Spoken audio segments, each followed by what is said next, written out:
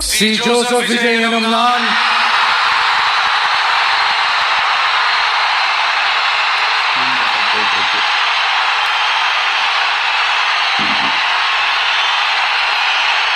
சட்டப்படி அமைக்கப்பட்ட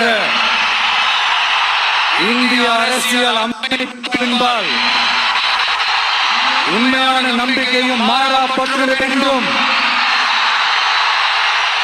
இந்திய நாட்டின் ஒப்பில்லாத முழு முதல் ஆட்சியையும் ஒருமையையும் நிலைநிறுத்துவேன் என்றும்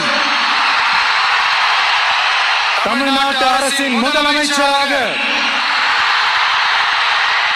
உண்மையாகவும் உளச்சான்றின்படியும் என் கடமைகளை நிறைவேற்றுவேன் என்றும்